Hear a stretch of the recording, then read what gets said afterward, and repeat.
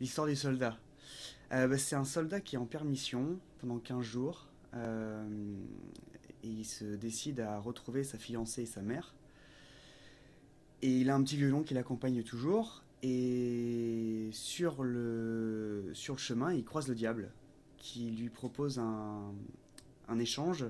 Il lui propose d'échanger contre son violon qui représente en fait son âme un livre spécial qui prédit l'avenir et qui le rendra très riche. Et il décide d'accepter ce deal. Et c'est le début des ennuis. C'est pas un rôle où tu as beaucoup de texte, c'est un rôle plutôt physique. C'est un rôle plutôt physique. Après, c'est pas parce qu'il n'y a pas beaucoup de texte qu'il n'y a pas des choses à jouer et à interpréter. Mais moi, c'est ce qui me plaisait aussi dans ce spectacle, c'est que je suis habitué à avoir des fois des rôles avec des tartines de texte, comme on dit. Et là, en fait, il y a beaucoup de choses à jouer dans des regards, dans des attitudes. Euh, c'est un conte cruel. Donc il y a beaucoup de choses qui sont presque de l'ordre de la BD, du mimodrame, de la pantomime, tout ça. Donc c'est ça que je trouvais intéressant. C'est de travailler aussi avec le regard, le corps, et pas forcément qu'avec des mots. On peut pas dire que ce soit une pièce, il y a quelque chose quand même, une petite valeur ajoutée. Ah bah il y a des musiciens sur scène surtout. Il y a 7 musiciens sur scène en live avec un chef d'orchestre. Il y a aussi de la danse. Il y a une danseuse et puis on a un duo dansé tous les deux. Et voilà, donc c'est un spectacle qui est assez complet en fait. Il y a un peu tous les arts qui se mélangent, à la fois la musique, le théâtre, la danse. Il y a quelque chose à la fois d'enfantin et de très adulte et assez cruel.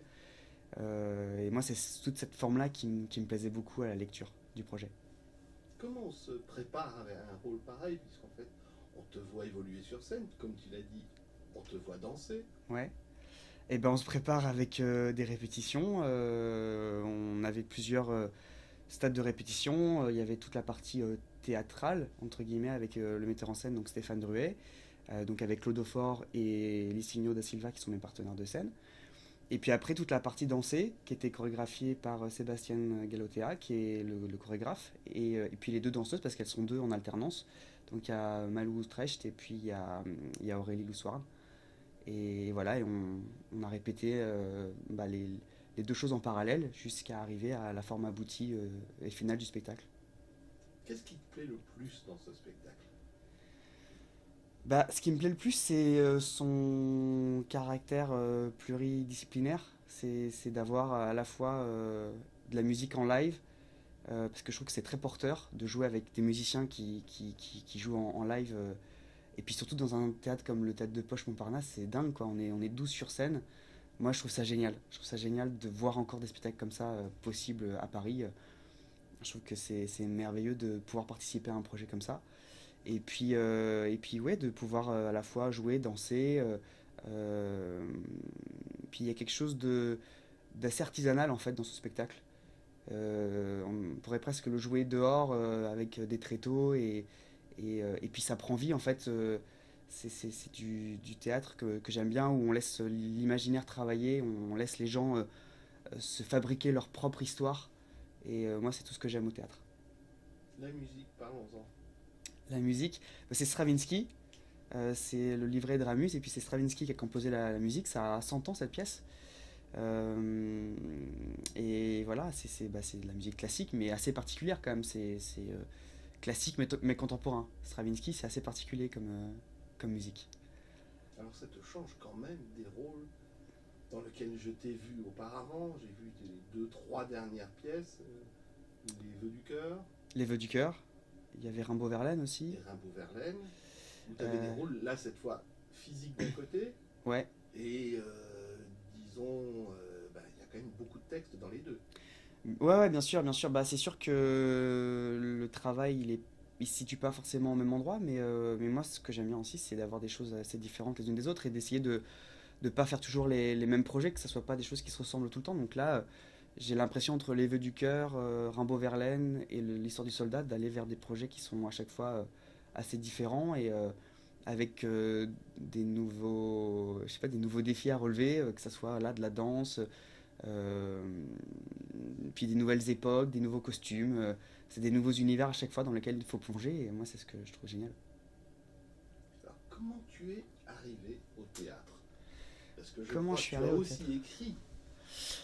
Oui, alors j'ai écrit aussi du théâtre et puis je mets en scène à côté. Ça me plaît beaucoup aussi et je trouve que ça nourrit beaucoup mon rapport au plateau en tant que comédien, d'être des fois de l'autre côté, de me rendre compte de ce que c'est que mettre en scène un spectacle. Ça apprend beaucoup l'humilité, je trouve, de mettre en scène parce qu'on se rend compte qu'il n'y a pas que le comédien dont il faut s'occuper des lumières, de tout un tas de choses dont on n'a pas forcément idée quand on est juste sur le plateau. Et j'ai commencé donc, j'ai commencé assez jeune à prendre des cours, j'avais 10 ans. J'ai arrêté ensuite, j'ai fait un peu de danse, un peu de chant, j'ai eu un groupe de musique, et puis je suis reparti dans le théâtre, et j'ai fait les cours Florent pendant 2 ans, et j'ai commencé à travailler aussitôt, j'ai été pris au Tête Marigny sur 2 pièces, c'était la tectonique des sentiments d'abord, et puis ensuite Écus. Et puis voilà, j'ai la chance de travailler depuis un peu plus de 10 ans maintenant, donc voilà, enfin, je trouve que c'est une chance aujourd'hui de pouvoir travailler comme ça, quoi. Pour un jeune comédien, quel est l'idéal au théâtre, au cinéma, à la télé? L'idéal, tu veux dire dans... L'idéal, ce que tu préfères. Tu préfères être comédien, réalisateur, metteur en scène, puisque je fais une différence entre les deux. Ouais, bah moi ce que j'aime c'est de pouvoir faire un peu de tout en fait, parce que je trouve que c'est le même métier mais c'est des facettes très différentes les unes des autres. Et je trouve que chacune des facettes nourrit l'autre. Et moi c'est ce qui me plaît, c'est de pouvoir toucher un petit peu à tout et de pouvoir le matin aller répéter une pièce en tant que comédien, l'après-midi partir répéter une pièce où on met en scène, et puis je sais pas, le soir jouer ou le week-end aller tourner dans un film. Je trouve que c'est génial. Enfin, il y a pas 12 000 métiers qui sont comme ça, qui nous permettent de passer d'un personnage à l'autre, d'une casquette à l'autre. Moi, c'est ça que je trouve génial dans le fait de pouvoir faire tous ces corps de métier. Enfin, c'est très enrichissant. Donc, est-ce qu'il y a des choix que je n'aurais pas fait? Je ne crois pas. Je crois que, en tout cas, les choix que j'ai faits jusqu'à présent, il n'y en a aucun que je regrette.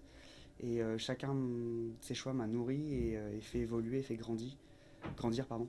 Et je crois que c'est ça le plus important, c'est de réussir à progresser, à apprendre, grandir à chaque nouveau projet.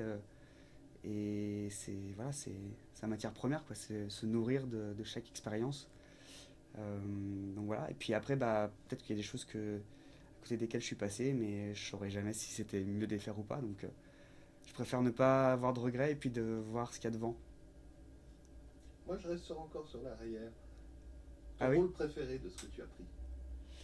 Dans ce que j'ai fait, mon rôle préféré. Ah, il y en a certains que j'aime beaucoup quand même. Le plus marquant, je crois que ça reste celui dans Écus. C'était au Théâtre Marigny et c'était à vivre, c'était incroyable comme expérience. L'équipe était géniale, le rôle était incroyable. Premier rôle que je n'avais pas vu. C'était mon premier grand rôle, ouais. Mais c'était le premier Premier rôle rôle du. d'Écus, Ouais, celui ouais, ouais. qui est. Ouais, ouais, ouais. Voilà. Celui qui tue les. Enfin, qui éborgne les 6 chevaux, Alan Strang. Ça, c'était assez incroyable. Et puis Rimbaud aussi récemment, parce que c'est quelque chose qui fait plonger très très loin dans les profondeurs de l'âme et de l'être. Et à interpréter, c'est assez dingue, quoi. C'est assez dingue, surtout quand on sait que c'est une personne qui a existé, quoi. Ça, c'était assez fou aussi. Après l'histoire du soldat, j'imagine que tu as déjà des choses en tête. J'ai d'autres choses en tête, aussi bien en mise en scène qu'en jeu. Il y a des choses qu'on m'a proposées là, un, un autre spectacle, mais j'en parlerai quand tu viendras le voir. Ce sera l'année prochaine, la rentrée prochaine, au Théâtre de l'Athénée, et je t'en parlerai à ce moment-là, avec grand plaisir. Et là, tu parlais de rôle pour toi. Ça, c'est en comédien. Et en mise en scène, il y a des choses qui arrivent pour l'année d'après, en mise en scène, en spectacle jeunesse et en spectacle pour adultes, en comédie. Je suis en train de travailler dessus et ça s'annonce plutôt bien. Mais toujours pour la scène, pas pour Pas pour Non, l'écran, non, pour pour le l'instant c'est petit écran. vraiment théâtre. Et puis après j'ai tourné un film l'an dernier aux États-Unis qui s'appelle Vow qui va sortir là prochainement aux États-Unis et puis j'espère après en Europe. Donc voilà. Qu'est-ce qu'on peut te souhaiter pour cette année? Bah, que ça continue et puis d'avoir toujours de belles rencontres, de beaux projets, de beaux partenaires de scène, que ça soit au théâtre ou au cinéma ou à la télé ou en mise en scène. Enfin voilà, que ça continue comme ça. Moi je suis très heureux comme ça donc je touche du bois, j'espère que ça, que ça va aller encore dans ce sens-là. Eh ben, on l'espère pour toi. Merci.